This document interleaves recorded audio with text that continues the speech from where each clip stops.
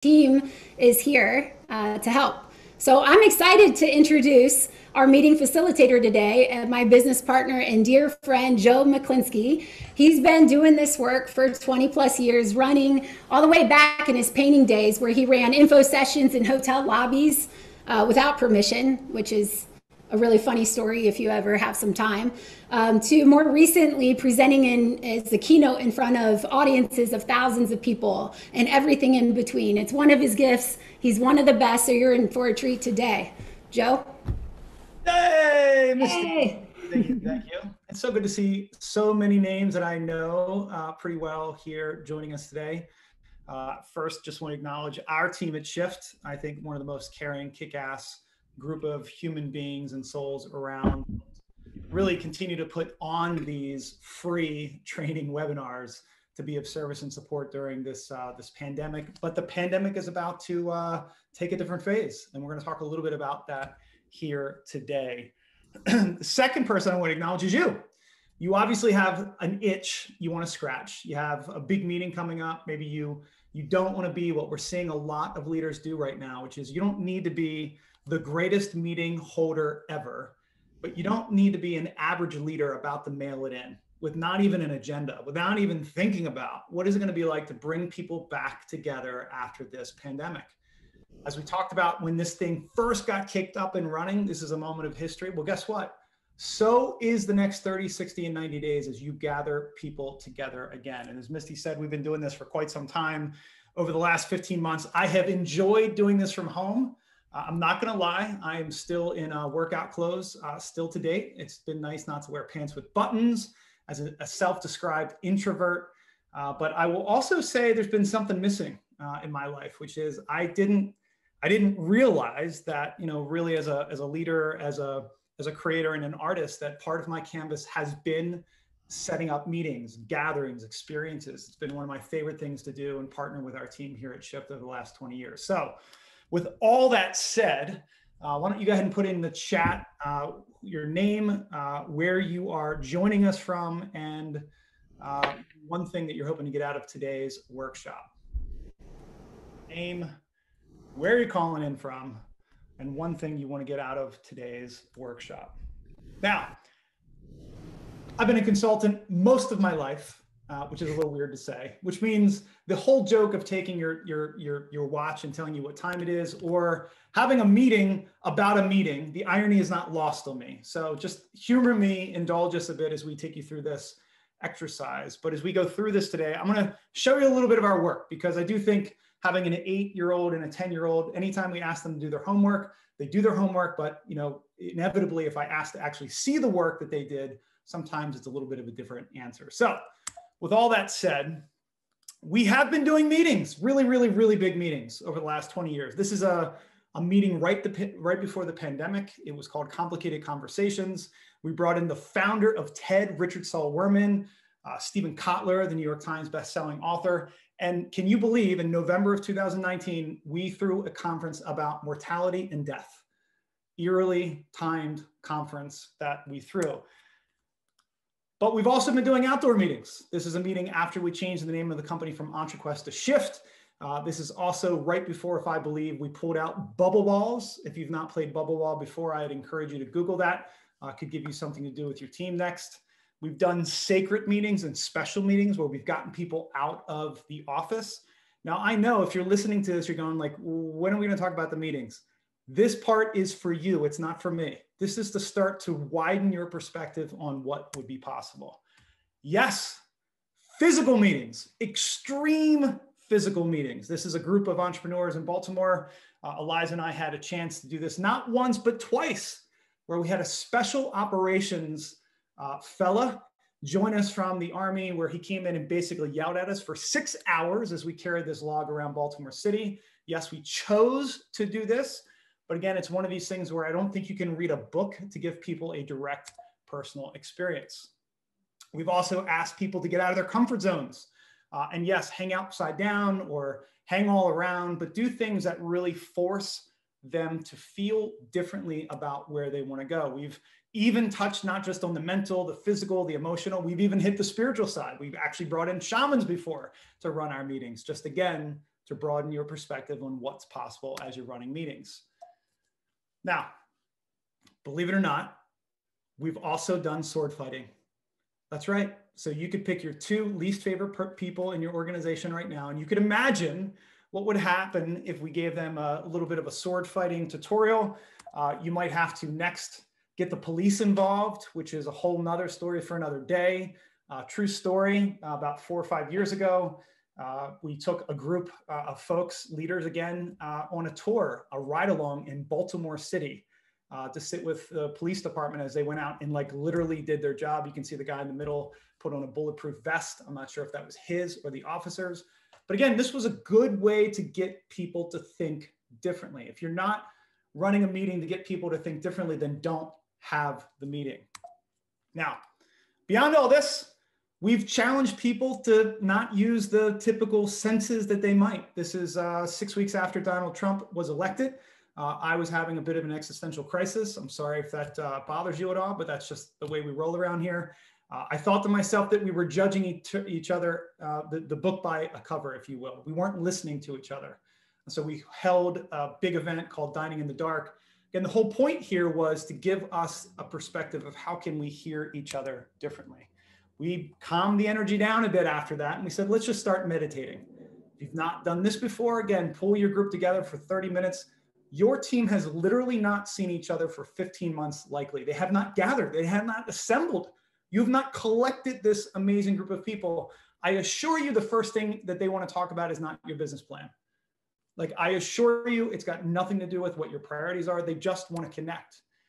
We've also, of course, run your typical innovation meetings, getting people to think a little differently. And then right before the pandemic, probably my favorite one here, you can do a like, who wore it better? My wife, Erica, or me. That is the snake that we're holding. January of 2020, I decided to deal with my existential fear, my favorite word these days, of snakes. And so I asked Eliza 3 days before this, did she know anybody to bring in some snakes so that we could actually talk about dealing with fear in a real live situation. So am I encouraging you bringing snakes into your office? Maybe, maybe not. Just depends on whether you've signed your liability forms yet. But this was a fun gathering. And like you, we've been Zooming like a lot. Like just for a second, how many of you would be excited to continue Zooming meetings for the next, I don't know, say 5 years? Daryl's like a big no. That's great. And through the Zoom meetings, we've tried to, again, sort of twist up, how do we teach through Zoom? How do we do this exercise virtually? We've put up, I think, over a dozen master classes. We've actually had thousands of people join these things. And look, as someone who really does care about adult learning and someone who's always trying to think about what's the next experiment that we can try so that people can absorb and they can decide how to grow, if you will, regardless. This has been an interesting way for us to deal with this constraint. But like you, we were sort of sick of Zoom meetings. We were kind of getting like, is this time for another Zoom meeting? And we got this idea like, again, let's change up the energy. And so we got an inspiration from a company called Gaping Void, where we did a little Price is Right, where every time someone was recognized or we acknowledged someone for their contributions, we had them walk down the proverbial aisle, go down the Gaping Void and go get their favorite digital background that they thought expressed who they were. Just a simple little change like this, we've already heard from multiple clients, this has made a little bit of a difference. But nevertheless, this little fuzzy picture, I know, it's the best one I could find of how excited you possibly can be to finally gather again. As the restrictions continue to lift, as you can see this in the last 30 days, I went from not having thought about booking a plane trip to having 2 plane trips booked, a few retreats, a partridge in pear tree, a few different training workshops. Like the world is essentially coming back again. Now, there's an elephant in the room. And when I say elephant, there's like a big elephant and a big butt. And I'm not suggesting the elephant has a big butt. I'm just saying there's a big elephant and a big butt. So here's the butt. With all of this energy, we continue to see this. We've done lots of surveys. We're working with lots of organizations. Most leaders think they're really good at running meetings, okay? This is not really true. You'll look at some data here in just a second. You'll see that lots of employees find this to be a big drag and waste of their time. And I sometimes like to say this, which is like, let's be honest, How many leaders running meetings have a degree in communications, or have a degree in leadership and management, or have a degree in sociology, or how we gather, or how people learn, or why you would assemble people? And yet you're going to see here that the brutal truth is the stats continue to come in that meetings suck. They just do. If you look on the right, most employees spend somewhere between 30 and 50% of their day in meetings. The average meeting is about 90 minutes.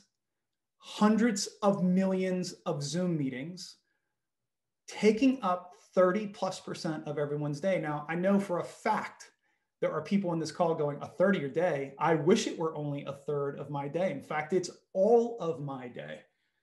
And I think in this new world that we're going to find ourselves in this post-pandemic world of work, this is something that we've got to find. Remember that space where we used to do work in between the meetings? Like, remember the day when you weren't in meetings all day? Like maybe you even had a whole day of no meetings. A lot of organizations right now are struggling with this because, if you're assembling people, you're essentially spending the company's money without seeing it. It's an invisible cost. You could add up not just the salaries in the room for that hour, you could also add up the opportunity cost of what else could we be doing. So if you look at the bottom right of this graph, this infographic, 63% of meetings are conducted without a pre-planned agenda. Now, look, if anyone knows me, I'm not incredibly formal or pedantic. I'm not someone who likes to over-engineer anything. I like to leave some room for some magic, for some flow, for some emergence. And if you're going to gather people together like we did today, like the idea that we have 46 people on today's training webinar, at the very least, you're coming to listen to things that hopefully expand your thinking on meetings, but that's 46 human being hours. I mean, for a second, if COVID haven't given us any perspective on how precious life is, this is a moment to really, I think, reset that expectation. And you should know this, that adults are a funny primate. We just are. This, by the way, is a real life picture. It's one of my favorite pictures of Nestor. I don't know that he'll hear this or see this, but he's the guy on the right. If you see that face, he's pretty darn excited. I'm right behind him, by the way, with my big old smile. And one of the things I don't think we as managers and leaders do enough of is just realize who is our market. It's adults, it's human beings. And human beings do not like to be told what to do. Just like you are sitting and listening to me right now, this is okay. But if I do this for the next hour without any interaction, that's not going to be a really great meeting. Or two, they want to make sure that things are super relevant. And so as you think about what's the purpose of a meeting, what's the reason to bring people together, there's sort of three things that I would ask you to consider. There's the ideal, why are we doing this meeting? What's the best possible scenario that you're going to hear me talk about here in just a second? Number two, what's the right thing to do by everybody? Should we start on time? Should we end on time? Should we have the meeting be a waste of time? Those are sort of questions. And then practically, what is possible given those constraints? But as we talk about this, you got to first really put a little work into kind of what type of meeting is this? Now, here comes a pretty interesting story.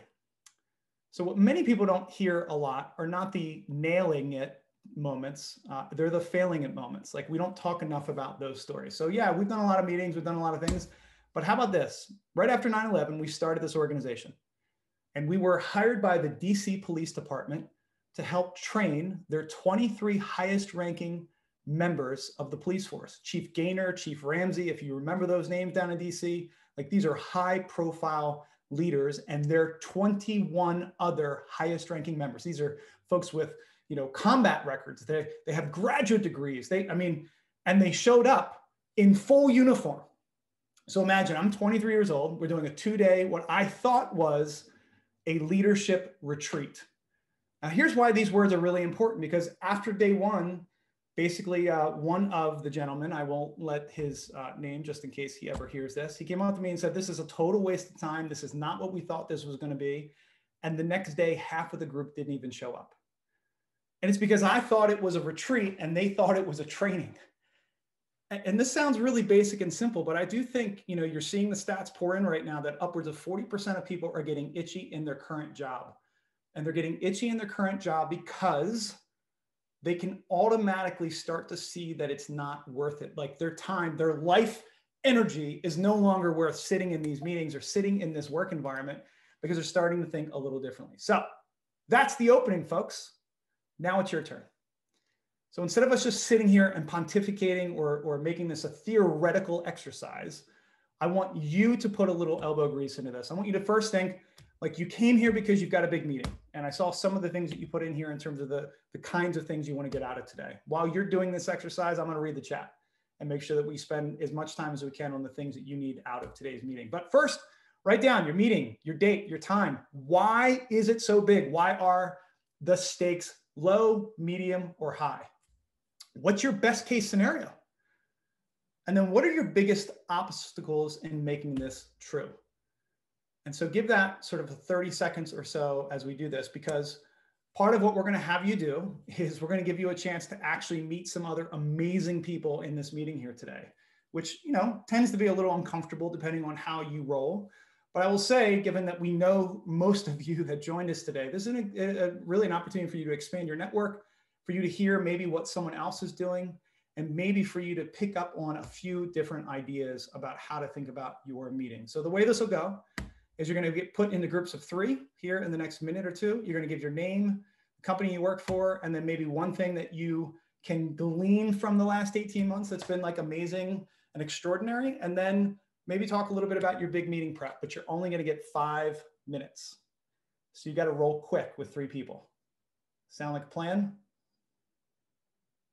All right, ladies and gentlemen, we are going to let you roll into these breakout groups. We will bring you back in 5 minutes, and we will see you shortly.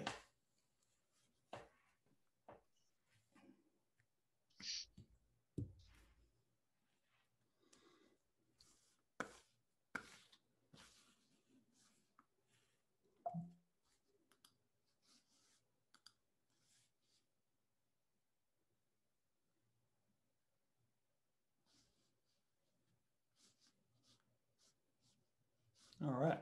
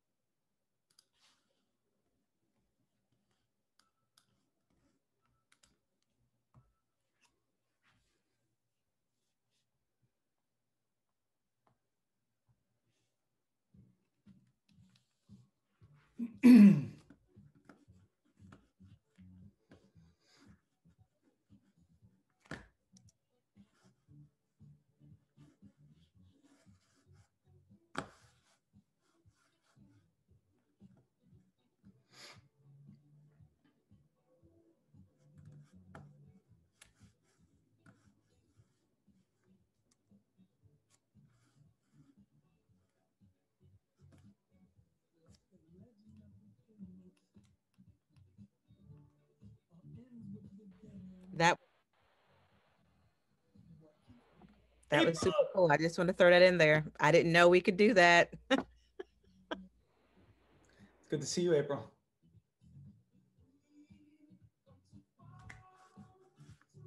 Hi, Teresa. It's been a minute. Hi, Joe. Nice to see you. Nice to see you too. All right, as everyone's coming back in, how many people met some interesting people just now? Maybe.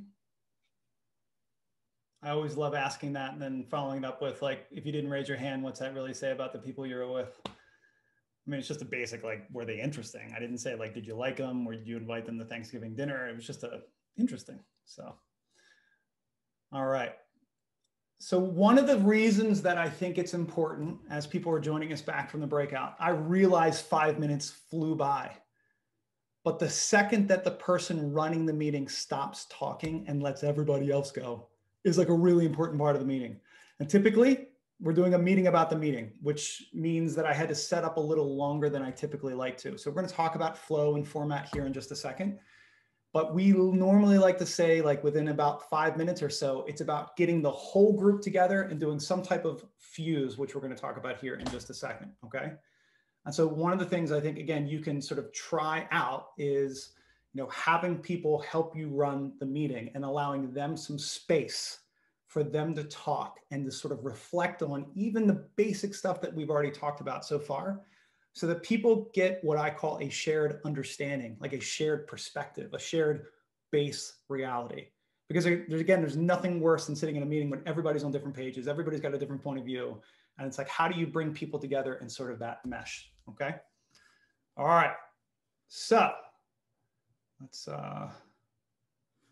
do this. I'm blanking on where is my share screen button. Give me 1 second here. There we go. All right. So hopefully you met some good people. But if you didn't, we still got some more stuff for you. All right. So the idea of an agile meeting experience is something we kind of came up with over the last 20 years. It just means not static, not stuck, not rigid, not fixed. The idea is, how do you set up a meeting? Whereas if you're the meeting conductor, you are like the conductor of the symphony. And just like music, right? There's country, there's EDM, there's rap, there's rock, there's all these different genres. As you're planning your meeting, the things that you're going to want to think about are the set and scene, the end game, the journey, the frame, the fuse, and creating moments. Those are going to be the ingredients that we talk a little bit more about. Now, what I will tell you is my little epic fail of training, when I was 23 years old, the highest ranking members of the DC Police Department on leadership. I would have gotten a lot further with them if I were just to acknowledge this. We were just coming out of a crisis, 9/11. I mean, it was 3 months after 9/11. And I was young and I was definitely dumb and I definitely didn't know what I didn't know. And over the last 15 months, if this has not humbled all of us, if we've not all got a little bit of humble pie going right now, which is we've all been able to figure out what to do when we don't know what to do. Like, no one had a map for a pandemic. Nobody had a map for the political instability. Nobody had a map for, the murder of George Floyd last year and sort of the confluence of all these different things that were on all of our minds that were affecting us in different ways. But just the idea of starting with the very, I think, real truth, which is we don't know. Like, when you bring people together, my wife and I talk about this all the time with the kids. It's like, whenever they like challenge us hard at 8 and 10, by the way, I know it's going to get worse than it is right now. But when they challenge us, we say all the time, like, we're just making this up. We have no idea what we're doing. We've never parented before. We've read a few books, but let's be honest, there is not a game plan that we are measuring against. And if most leaders are being honest, there's really not that that idea when you're running a meeting. So the first thing that we think is really important, and here we're running a meeting for one of our clients, is to understand their mindset. That's the set and scene. So the set is, what is keeping them up at night? What is getting them out of bed in the morning? What is most important to them about the experience? Because now leaders are not just about creating moments and movements. It's about creating a coordinated, co-created movement. It's about having them feel like they're a part of it. Every organization we ever meet is talking about engagement and performance and innovation. They want their people to do more, but they never allow their people to submit what would that look like. And so if I had asked the DC Police Department, like, I don't know, what are you thinking about? I may have not gotten it wrong. And like legitimately, I'm not describing what day 2 felt like when I was sitting in the middle of the room and no one showed but a few folks.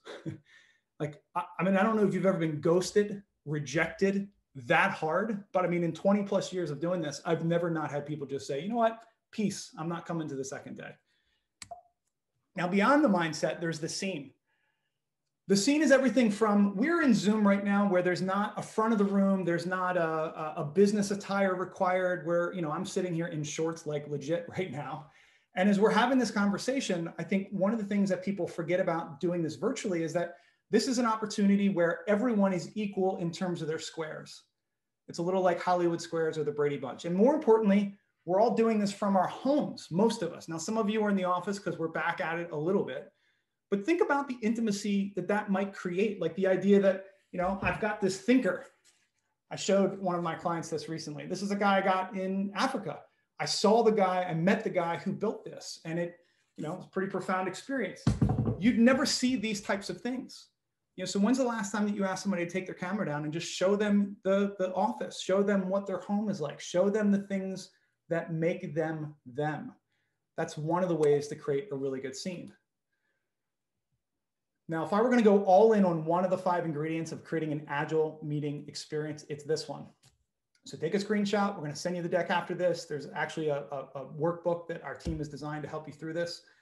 But if there were one thing missing from every time that we help a client with a meeting, big or small, it's this, that they don't think about the end game. They don't think about what do they want people to know before they leave. Write it out. What are the actual things you want them to have in their head? How do you want people to feel?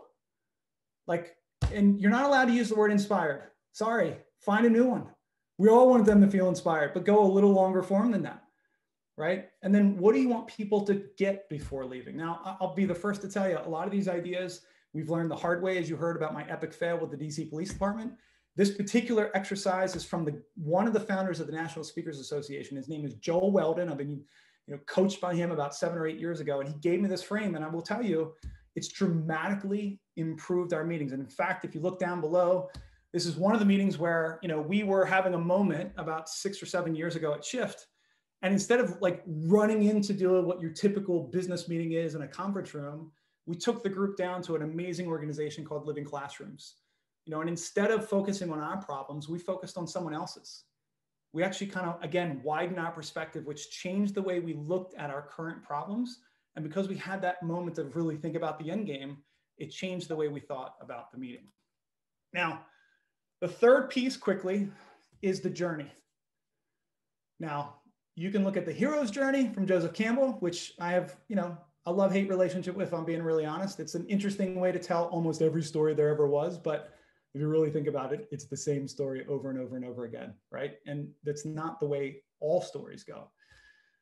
But if you were thinking about this in terms of the member experience or the customer experience as someone's joining your meeting, they're going to go through basically 3 stages: what they know, what they own, and what they drive, like what you're trying to get them towards.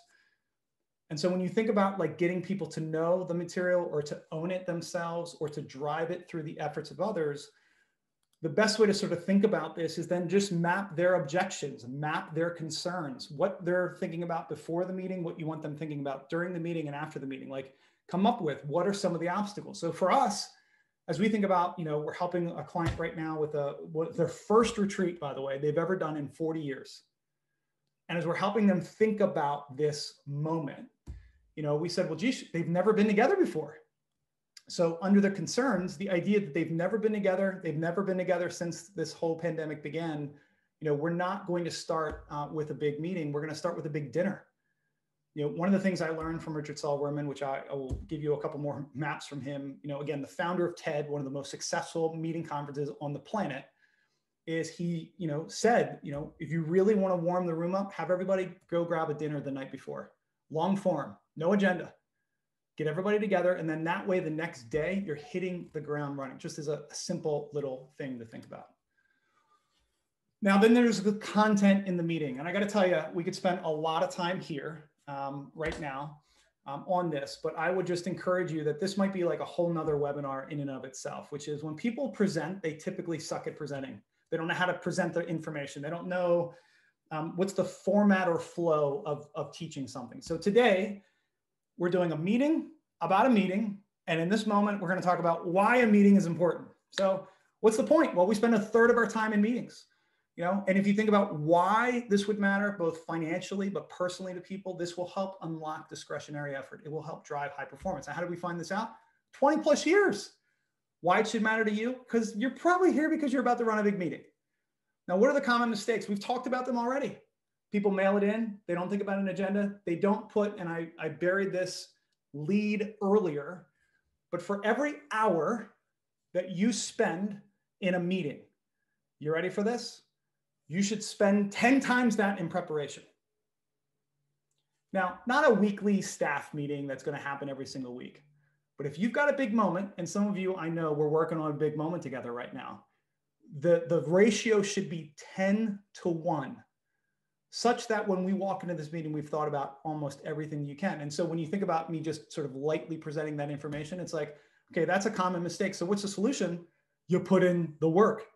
What are the steps to reach it? We're talking about the Agile meeting experience. What are the do's and don'ts? We're talking about those now. And the one thing I will share with you before we leave today that I never want you to forget, that'll be the cliffhanger for a minute. But this is the way that if you're having multiple people present their plans, their problems, their training, their learning, this flow and format will keep people engaged. Now, another way to get people engaged is how you open the meeting. Isn't it interesting that every comedy act has an opening act? Now, I've got a lot of like pre-pandemic stories. One of them is on March 9th, I tried my first comedy routine, much to the chagrin of like what I thought I should be doing while the world was falling apart. I did a whole comedy bit about the world falling apart on March 9th of 2020, because I didn't know that the world was totally going to fall apart. It was a little bit of an interesting timing to do this. But one of the things I learned there was that I had an opening act. In fact, I had a few of them. And the idea of an opening and a fuse, some of you, when you think about a meeting, there's a lot of us versus them. There's othering going on. And the best way to pull everyone together as a group is to give everybody a shared experience. And so these are just some of the questions that you could be asking. I know number one is probably a question you've asked ad nauseum. What are your bright spots? What lessons have you learned the hard way? Like this begins to open up a conversation that maybe you're not used to having. Who's your biggest fan? Look at the bottom. What does a perfect day look like for you? I mean, if that hasn't changed in the last 15 months, I'm curious as to why. And part of what I would encourage you to do is that it is time to look at your team, the same ones, with fresh eyes. We've all changed. It's been 1.5 years. I mean, fundamentally, my life is not even close to what it was. We moved out of Baltimore, which is nuts. If you know anything about me and the city and my relationship there, I've changed a lot of my points of view about things. Like I'm a little bit of a different cat, and I would imagine so are you. So the question is, can you make time in the beginning and the end of these meetings to get to know people? And I would also encourage you, if you're asking people to think differently, we've got some exercises here that I won't spend a ton of time on, but the wall of fame and shame, where it's like, have people maybe share some examples of where they think companies are doing it really well, and maybe some of the companies that aren't. What you're trying to do is bring the outside in and to really get a fuller picture of how people feel. You can also ask people questions like, what are the questions that we're not asking? Like maybe we should spend 15 minutes just thinking of questions that are not being answered. Don't you remember pre-COVID, we used to have the meeting before the meeting and then the meeting after the meeting? We had all these meetings about the meetings because we weren't talking about the thing in the meeting that we were supposed to be having the meeting about, right? It's a little weird. So have the space to ask the questions that maybe you haven't yet. Then maybe if you want the team to think creatively, it's like, there's an app for everything, is there not? How could you find a way, as I turn my music on, how could you find a way to get your team thinking creatively of like, it's not just about digital transformation and putting people in an innovation lab, but it's asking them to think about how could technology assist us? Another fun exercise to do if you're thinking about innovation. And then the crowd pleaser of all crowd pleasers, if you've worked with us, you're very familiar with this exercise. But the 25 reasons why is something that we've been doing for the entirety of the 20 years that we've been around. It's a simple exercise where you ask your team, why is this important? And you do it 25 times. Now, we've done varieties of this exercise that I won't have time to get into today, but I will tell you this particular one was interesting where we said, once you get to your why, like why does the impacted shift matter to you so much? You can see some of these pictures. You don't have to be an artist to go, wow, like this is the way they expressed their connection to our mission. And then of course we hung these paintings up and that was what we looked at. It was their art, their expression of why they were here. Now, in addition to the scene, the set, the format, the flow, the end game, the journey, the last is moments. And this one's the hard one because as you can see down here, my little gaping void was, people want to be seen, understood, they want to feel valued. When you think about appreciating, appreciates, as you can see on the side here. One of the things I would say is like I know I removed the word inspiration from your vocabulary about 20 minutes ago. I want to put it back in just to say this. Maybe you're a great listener, but are you a good acknowledger? There's a big difference I'm learning. I'm learning there's a big difference between, this is from therapy, by the way. I'll give you my quick therapy lesson recently, which was, he said to me, is it time for a hug or is it time for a lesson? Because if it's time for a hug, you should just shut up and listen. If it's time for a lesson, then you get a chance to talk. These are the little micro moments between human beings that I think we have a chance to reset. We have a chance to maybe do them a little better so that as we connect back in the office, it will feel a lot different. Now, one of the things I think is important that we address, this is our main man, my squeeze, Mr. Andrew Friedman, who just released his best-selling book, by the way. Shameless plug comes here in January, called Thrive. If our team could put that in the chat, that would be amazing. And so one of the things I love about Andrew and frankly our team is that, I was just in an innovation meeting recently and it was a great meeting. It was a few weeks ago, but what I noticed is like, we were all sitting down for it. It's like, did we forget like how this all happens? Like, it's not about being all juiced up and jazzed up and just energy for energy's sake, but just, there's been this study that we used to teach a long, long time ago to leaders, which is like, how does communication happen? And we know this is mostly true, which is words and voice quality, and body language make up these certain percentages, and specifically voice quality and body language. Like, what is Andrew saying to me right now? You guys know, he doesn't have to talk. It's a picture. Picture's worth 1,000 words. He's saying, put it in the chat. What do you think Andrew's saying to me right now? I'm the one who took this picture. You have to guess. He's saying he loves me. I'm the best. I'm number one. You're a jerk. You stole my keys. Where's my wallet? Thank you, Dana. I am awesome. You're the man. Check this out. It's all about you. Oh, Pam. Someone sent me a private message. I don't know if I should have read that out. I apologize. In any event, yeah. And as a meeting facilitator, as the person who's the artist using the canvas of this gathering, I don't care whether it's a retreat, a training, it's a staff meeting, it's a one-on-one, it's an experience. It's a moment for you to really think about how does energy and the way in which people experience you, how does that show up? Now, I told you I had a secret weapon to give you by the end of this meeting, and I have been, extremely fortunate in my life. This is the sappy part, so just grab your tissue. But my whole story of like getting to the place that I'm in today is like, it's pretty simple. I work hard.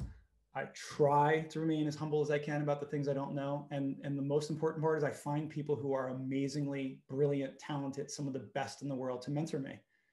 And I can point to dozens, if not more than that, when I was a kid, to, when we started Shift, I found people who had management consulting businesses and partnered up with them. And then, lo and behold, about 5 or 6 years ago, I met this guy who, in that picture, he looks a little different. Richard Saul Wurman, if you're not familiar, he's the founder of the TED Conference. He's written 90 books. He is one of the most prolific thinkers and frankly, inventors and architects. And he'd be so mad if I was telling everybody this story right now. But I would just say I got a chance to know him. And we threw our first meeting, Eliza and I at Shift Society, where we brought in all these leaders and we gave them a chance to give their TED Talk kind of moment. And we had Richard come in and kind of talk about like, well, why was TED so special? And, he gave us the answer. Now, what was kind of cool was we brought Richard back for the conference that I shared with you guys that we did last year. And, I had this big dream of this conference being amazing and Richard was going to come. And I got to tell you, like, again, if we didn't have the Agile meeting experience, this whole conference where we brought 150 people from all over literally the country may not have happened the same way, because we got off to like a rocky start. In fact, here is me debating with Richard how we should start the meeting as the meeting is happening. This is a true story, ladies and gentlemen. I'm having a conversation with the guy who started TED. What is his face saying to me right now? Like, are you serious? Are you kidding? Are you not listening to all the words I'm saying? And what he was trying to help me understand, as bullheaded as I was being in that moment, was that the best way to think about a meeting, and if you looked at TED, he followed a very basic framework. And this is it. He said, look, when you think about TED, it's a series of subtractions. He got rid of the podium. He got rid of the hour talk. He got rid of the expert. You could be anyone from anywhere. He got rid of the sort of the hoopla. And it was a series of innovations simply around subtraction. So I encourage you, when you think about your next big meeting, what are the things you could take away? Is it making the meeting shorter? Is it thinking about maybe having less in the agenda? Or let's go the other way. How might we do the opposite? Everyone's expecting us to do this. Maybe we should do that. What are the ways that you can think about keeping it fresh so that people can, again, in this situation, like you probably didn't think that we were going to talk about the guy who came up with, in my opinion, one of the greatest ways to gather human beings. TED is one of the most prolific websites on the planet. The idea of how many people have shared ideas, like just for a second, put in the chat your favorite TED Talk. Everybody's probably got one. And by the way, you might get some good TED Talks here if you put in a couple good ones, and maybe we can do some sharing here before we let off. But this is a really important frame to not leave with, which is you don't need to be a guy who finished Wharton and University of Pennsylvania before he should have in this guy. You don't need to be the most prolific thinker. But if you thought about how could you add something, how could you really understand what your team needs, how could you go the opposite direction where everyone is expecting to go this way, you go that way, how can you subtract from the meeting? I will tell you, hands down, my hardest part of a meeting, because I always want to bring a bazooka to a picnic. I'm always like, we don't have enough. We got to bring enough. And those who've worked with me the longest know that I pack an agenda. This is an area of growth for me. And the last is, how can we do something they've never seen before, they've never done before? And it could be as simple as blindfolding them for a minute and asking them to meditate. It could be bringing an outside speaker. It could be changing the location of the meeting. It could be changing the flow of the meeting. Like whatever it is, this is a chance for you to really punch up the thought process. So before we go on, help me here. We're going to wrap things up here. And as you think about the way that you've absorbed some of this information today, I'd love to hear some feedback. So, what was one or two of your bigger takeaways from today as it relates to this Agile meeting experience? Is it where you might do the meeting? Is it checking in on the mindset of your team? Is it thinking about the end game? Remember the end game. What do we want them to know, feel, and have? Is it thinking about the format? Remember, I took you through that really quick format about the meeting during the meeting that we're talking about meetings, like maybe asking your people to get really clear and very specific with that. Is it thinking about the before, during, and after, Vanessa, just like you said, which is what are the concerns? Because the other thing that is super important is how do you extend this moment? Like we're going to wrap up. We're going to give you time back today, by the way, which was not my normal MO, but I thought being that it's a meeting about a meeting, we should model the way. Like how many people would be excited about getting 10 minutes back in your day? Like, even if this is a good meeting, you're still like, I'd still rather have 10 minutes back. Well, this is, again, another subtraction moment. Give people, if nothing else, a little time back. So, awesome. Lexi will get you the recording. All good. it sounds like you guys got some really good takeaways. And so as you think about your next level of meeting, these are just some examples of whether it's co-facilitating meetings, retreats, skill building workshops.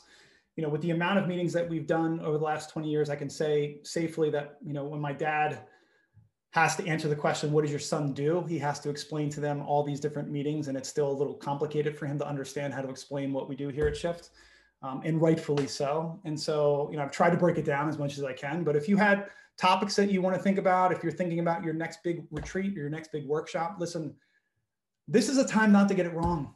It's just not. This is a time not to mail it in. This is a time where you have lots of people who they're excited to gather again, and you don't have to be perfect.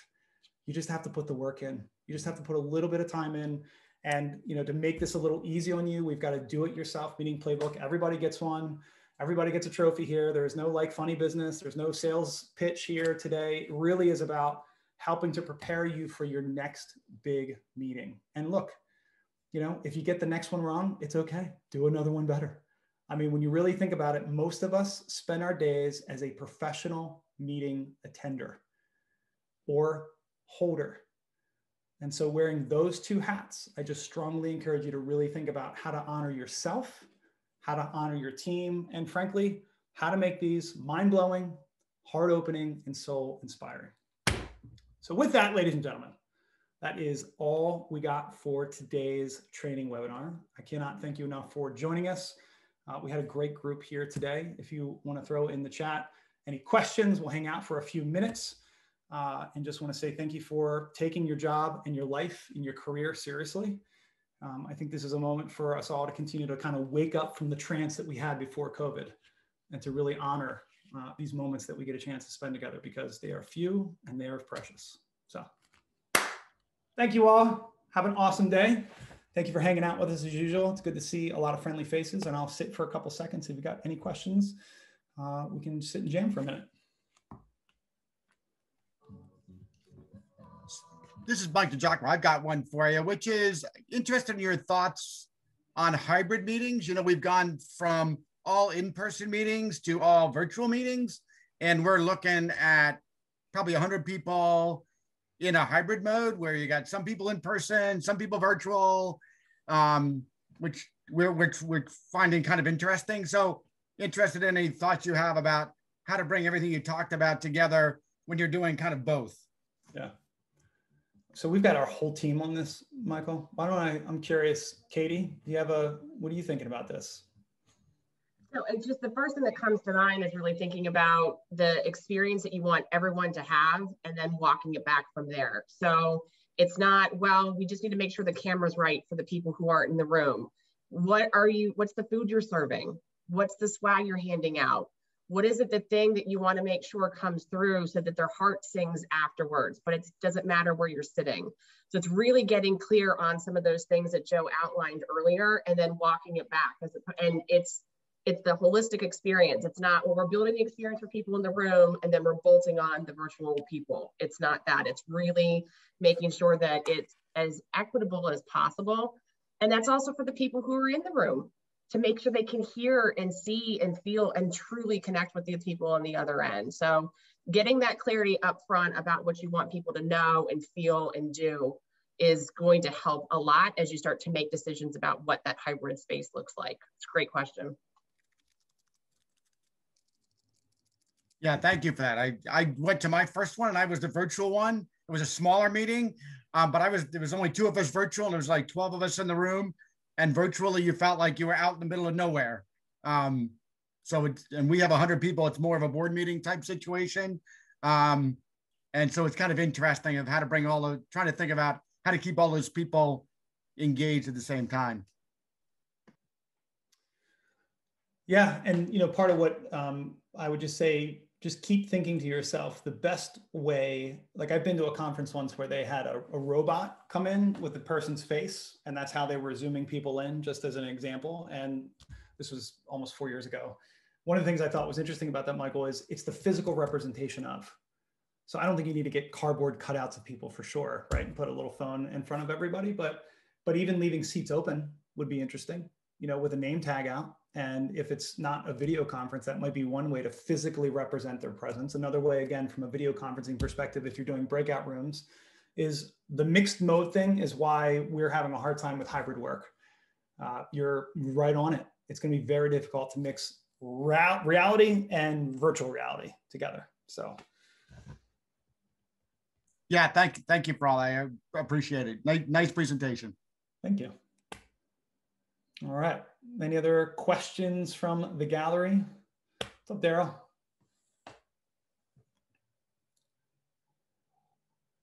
I'm just curious from the shift team, have I ever finished a meeting A, on time, or B, early? I'm looking for a pat on the back and a gold star. This is not normal. I cut a lot of content out just for that today. I'm hoping that worked out okay. So awesome. All right, everybody.